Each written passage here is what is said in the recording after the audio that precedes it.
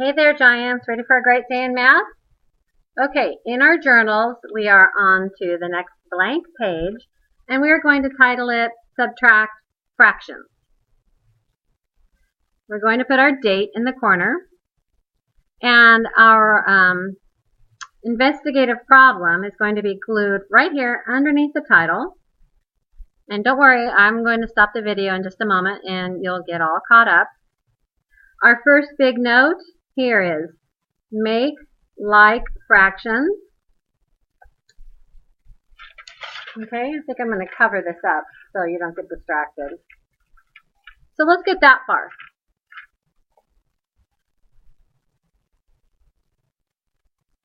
Okay, now that you've caught up, let's go ahead and, as a reminder, I have folded my page in half. My notes are on the right side, and my working examples are on the left. All right? So let's go ahead and take a look at this first note I'm writing. The first note says, rewrite problem vertically. If you'll remember in our textbook and our worksheets, a lot of the problems are written horizontally. Ms. Cruzy wants you to rewrite the problem vertically. So we're going to take a few notes here, and then we're going to work through our problem here on the left. Number 2, what do? We find the least common multiple. This was also a note that we took a couple of days ago. Let's rewrite that. And reminding ourselves, what does this do? In parentheses here, it gives us the common denominators. It makes both denominators in the both fractions the same. All right, number 3. Multiply by a fractional 1. Sometimes you'll hear people say what you do to the bottom, you have to do to the top. So if you multiply the denominator by a 2, you also must multiply the numerator by a 2. So this is a reminder, multiply by a fractional 1. And I think you need to probably refer back to your notes for adding fractions because we reminded ourselves about the identity property and fractional 1s there.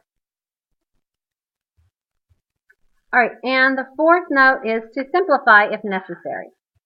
Simplify if necessary. Okay?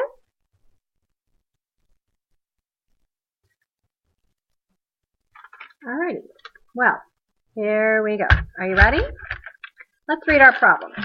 Mario fills a hummingbird feeder with 3/4 cup of sugar water on Friday. On Monday, Mario sees that 1/8 of sugar water is left. How much sugar water did the hummingbirds drink? Alrighty, so let's go ahead and number 1, rewrite the problem vertically. I have 3/4 of a cup of sugar water, and I have to find out the difference between when it's full and what's left. So let's rewrite 3/4 minus 1/8. Next, I have to find the least common multiple. So let's find the multiples for our denominators. All right? So I'm going to come, let's see, 1, 2, 3, maybe 3 lines down. And let's write the multiples. See right near the red line? Let's write the multiples for 4. 4 times 1 is 4. 4 times 2 is 8. 4 times 3 is 12. I think that's probably good enough because if I look at this other denominator, my first multiple is 8 times 1 is 8. 8 times 2 is 16.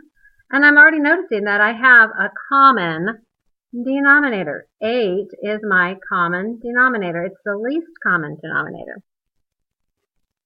So that's what we're shooting for. Now, 8 is already a denominator for 1/8. So I'm just going to go ahead and copy that over here. And the only fraction that I need to excuse me, change is 3/4. How do I get fourths into eighths? Well, step 3 says what? Multiply by a fractional 1. What I multiply to the bottom, I have to multiply on the top. So I multiply what times 4 to give me 8? That's right, 2. So I'm multiplying by 2 halves. Let's multiply straight across. 3 times 2 is 6. 4 times 2 is 8. I've recopied 1/8 because it's already in the common denominator. So let's multiply. Let's subtract. 6/8 minus 1/8 is 5/8. And remember, the denominator stays the same. So we're looking at the numerators. 6 minus 1 is 5. 5/8. Okay, so this fraction is in simplest form. But we have some questions that we can ask ourselves to determine, do I simplify this fraction? So let's come down here and let's start taking some notes. So I'm going to skip one line here. And I'm going to just write, actually let's put this right here. When to simplify. We're going to need simplify. We're going to need some space here. So starting at this pink line, when to simplify. All right, so number 1.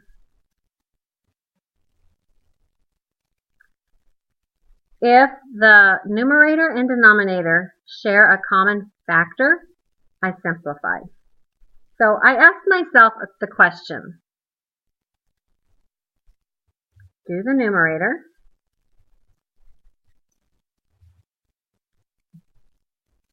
and denominator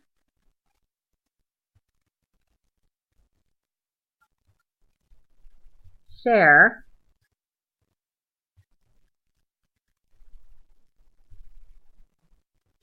a common factor?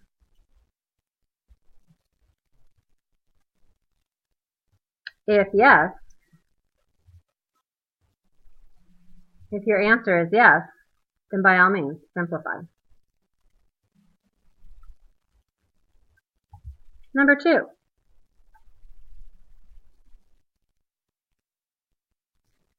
If I have prime numbers, then I don't simplify. So I ask myself, is one of the numbers in the fraction a prime number?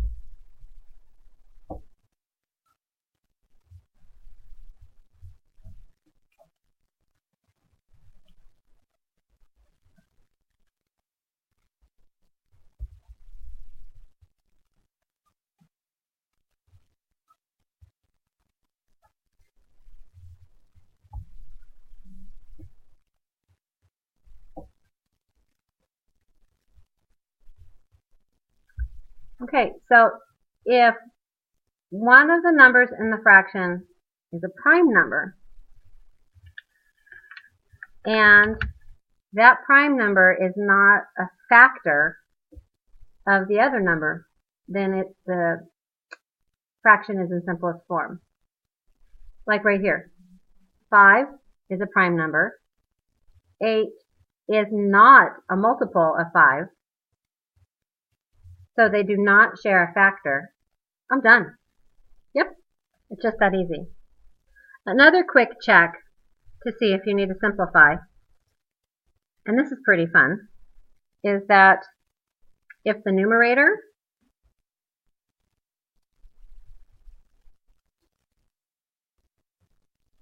and denominator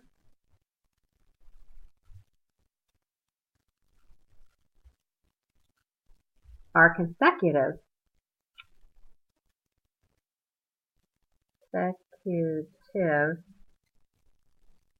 numbers,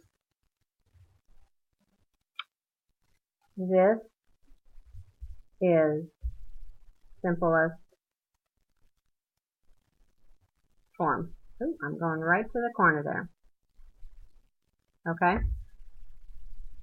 So, if you had a fraction like 3/4, the 3 and the 4 are consecutive, That's in simplest form. Okay? But for our problem up here, we had to make common denominators, so that's why we went through those steps. Okay, Giants. Good, good, good. I think in another lesson we'll be touching on prime numbers. This right here. So stay tuned. Watch the video again if you need some help. And let's have a great day in math.